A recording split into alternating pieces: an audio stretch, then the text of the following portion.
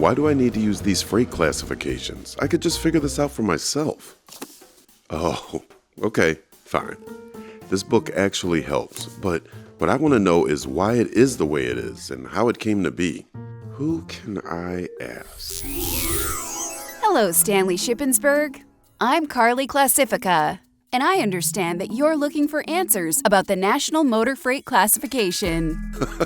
I was really just wondering out loud. I wasn't expecting a random person to pop up on my screen. Well, you should have been. Now it's time for me to answer everything you wanted to know about freight classification, but were afraid to ask. And why would I be afraid to ask? It's a turn of phrase, my friend. And since we're turning phrases, do you know why we have a National Motor Freight Classification? Not specifically.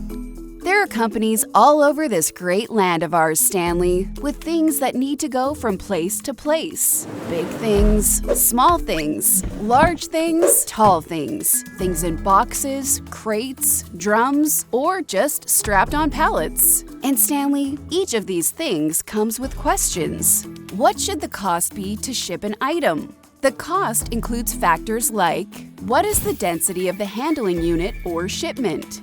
What will be involved with handling it? What's it going to take to stow it?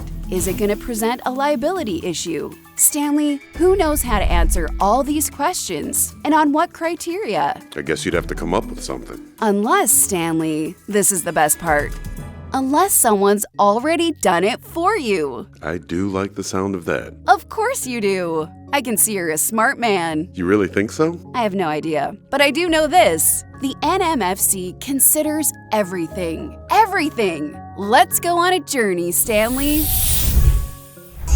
Look at all this, Stanley.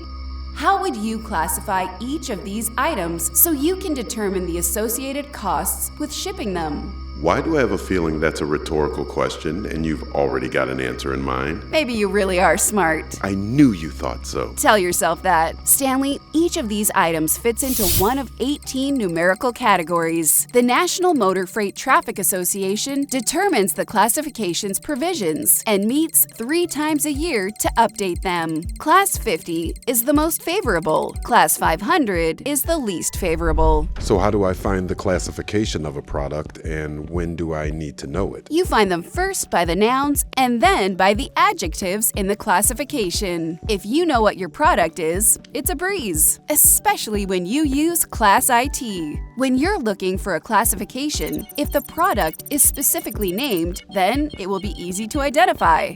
If not, then you have to broaden your search to more general nouns and find the most applicable item for your product. If the most specific item has classes based on density, then you need to know the density of your shipment at the time of tender. So how do I determine the density? It's pounds per cubic foot. Now, you won't believe this, but higher density puts an item in a lower class. This box of ping pong balls is the same size as this concrete block, but the concrete block is more dense and less likely to be damaged, so it is more favorable.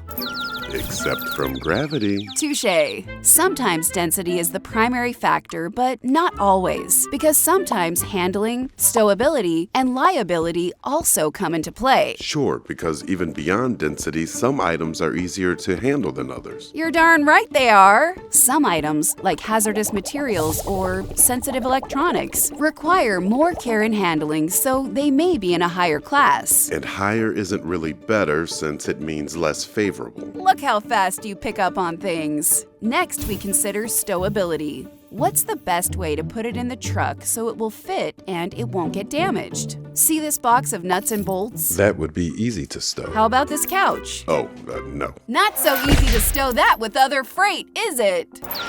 So the stowability issues will put the couch in a higher class. I fell through to China. I'm sure you did. Now, we also have to consider liability. This roll of paper? Not a big liability concern? Correct. But this package of firecrackers? Ooh. What? I thought they were gonna explode. What must you think of me? The firecrackers carry more liability concerns, so that could put them in a higher class than the roll of paper. So let me see if I have this straight. You consider all these factors: density, handling, stowability, liability. And based on characteristics and evaluation of each of the 4, a class or classes between 50 and 500 are assigned. By George, I think he's got it. People always say that. Who's George? Here's an example of some items and where they might fall in the classification, depending on certain factors. This is not as complicated as I thought. There's often more to it, like density, packaging, and other things. But if you get this, you get the idea. I get the idea. So if my product's classification is based on density, how do I make sure I'm calculating the density correctly? There are 3 steps. First, you measure the extreme dimensions: length, width, and height, including the pallet and the packaging of each handling unit. Then you multiply length by width by height. Now you've got total cubic inches. To convert it to cubic feet, divide it by 1,728. Why 1,728? Because math. Second, weigh the handling unit or package. Third, you calculate the density by dividing the weight by the cubic foot. If your handling units vary in size and/or weight, be sure to calculate the density of each handling unit. I'm with you. You could also use Class IT's calculator to do the math for you. I love Class IT. It's all digital and really easy to search and use. This really doesn't sound all that complicated. It isn't. And it saves you from a lot of complications you don't need in your life. Such as? Such as a call you don't want from your carrier because an item was classified incorrectly and they need to correct it. That will waste time and cost you money. Cost me money? If the carrier has to reclassify, it may change your freight charges.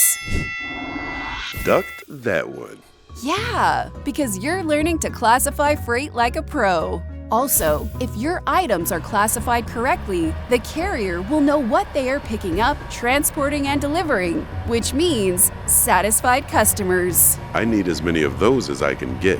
Of course you do, Stanley. That's why the National Motor Freight Classification is a shipper's best friend. How do I make sure I complete the process? Once you've determined your applicable NMFC item, you just fill out all the required documentation, like your bill of lading, and be sure to enter the correct item number, description, and freight class, along with all other relevant information. Then you package your shipment, contact your LTL motor carrier to pick it up, and it's on its way. And if I have any questions along the way? NMFTA's Class IT, the online version of the NMFC book, can answer most of your questions. But you can also check with your carrier or broker. And if you're not sure you've interpreted something correctly, you can always send a request to the classification team at NMFTA for their opinion. There's help available all along the way. I love this system. Thank you for this amazing journey, Carly. Think nothing of it.